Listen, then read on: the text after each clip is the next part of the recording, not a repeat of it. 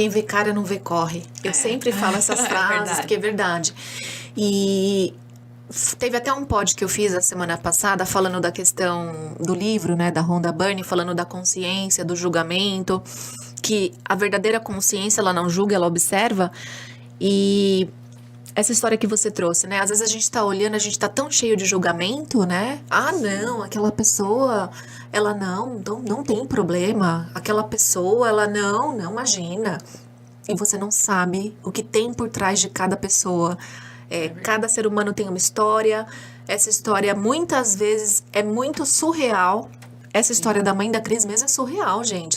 Ela contando na palestra e a forma realmente como ela se emociona. Tanto é que ela contando aqui, eu consigo ver os olhos dela brilhando, contando essa história. Então, a gente nunca imagina o que tem por trás de uma pessoa. A gente, às vezes, julga, mas a gente não sabe. Sim, Né? sim, a gente não sabe. É por isso que eu falo, né? A gente confunde muito o que é empatia. Eu sempre gosto de falar muito isso. E se eu pegar na sua mão hoje, eu não sinto a sua mão, eu sinto a minha. Então, empatia, na verdade, não é se colocar no lugar do outro, mas é entender o outro, né? Entender que cada um tem uma história. Então, até aquela pessoa, sabe, tipo, a gente tá trabalhando e às vezes entra, por exemplo, esse dia eu entrei no elevador, tinha uma pessoa com uma cara, tipo, de brava mesmo, assim, bem fechada. E aí eu fiquei pensando, aí tem gente, às vezes a gente tem costume de falar, nossa, que mulher de cara feia, nossa, mal-humorada. E aí eu tento sempre pensar diferente, sabe? Se eu tento pensar, nossa, poxa, essa menina não deve estar num bom dia hoje. Tomara que tudo se resolva pra ela. E a gente precisa ter essa empatia de entender o outro, sabe? Não é nem se colocar no lugar do outro, porque ninguém, uma agulha, ó, eu tenho morro de medo de injeção. E pra você, talvez, injeção, ela não. Então, tipo, a dor que dói em mim, Nem sempre vai ser a mesma. mesma. É verdade. E eu aprendi a fazer isso também no trânsito.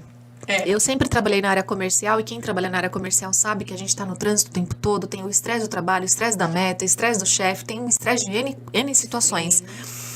E no trânsito, pra quem trabalha na área comercial, pra você perder o controle, é rápido. É muito rápido.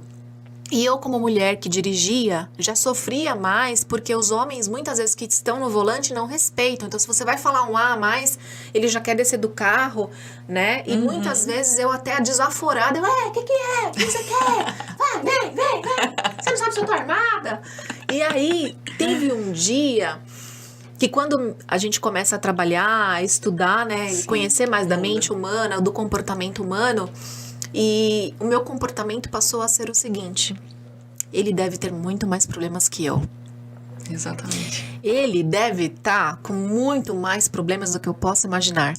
Então, quando eu pego agora uma pessoa desaforada no trânsito, eu faço a mesma coisa como você disse, a questão de falar assim, gente, ele deve estar cheio de problema. Então, deixa ele ir com Deus, né? Espero que ele resolva e não bata o carro. Então, assim, é isso que a gente aprende a ressignificar. Sim. A gente pode escolher, né? Sim. Como a gente vai reagir.